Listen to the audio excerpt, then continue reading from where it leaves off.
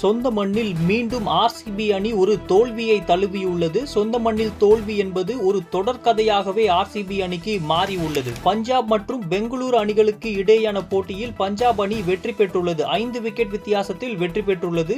Toss போடுவதற்கு முன்பே மழை குறுக்கிட்டதால் ஆட்டம் தாமதமாக தொடங்கப்பட்டது. இந்த போட்டி 14 ஓவர்களாக குறைக்கப்பட்டு விளையாடப்பட்டது.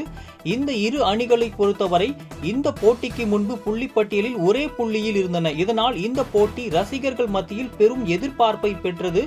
6 போட்டியில் 4 போட்டியில் வெற்றி பெற்று 2 போட்டியில் தோல்வியை அடைந்து 3 மற்றும் 4ஆம் இடங்களில் இந்த இரு அணிகளும் இருந்தன.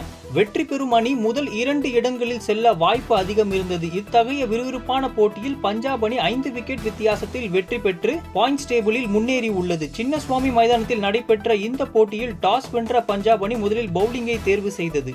இதனை அடுத்து முதலில் களமிறங்கிய ஆர்சிபி அணியின் தொடக்க ஆட்டக்காரர்கள் முதல் இறுதி ஆட்டக்காரர்கள் வரை சொற்ப ரன்னில் ஆட்டமிழந்தனர். மிகப்பெரிய தடுமாற்றத்தில் இருந்த ஆர்சிபி அணிக்கு ஆறுதல் தரும் வகையில் டிம் டேவிட் சிறப்பாக விளையாடினார்.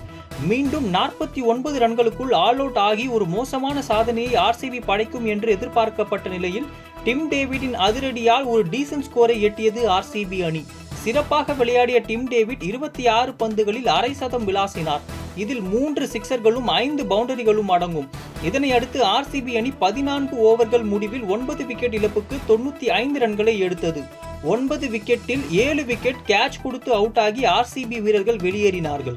96 ரன்கள் என்ற இலக்கை நோக்கி களமிறங்கிய பஞ்சாப் அணியின் தொடக்க ஆட்டக்காரர்கள் சிறிது தடுமாற்றத்தை தழுவினாலும் பின்பு களமிறங்கிய நேகல் வதேரா சிறப்பாக செயல்பட்டார். இந்த 96 ரன்கள் என்ற இலக்கை 12.1 ஓவரிலே அடித்து இந்த வெற்றியை பதிவு செய்திருக்கிறார்.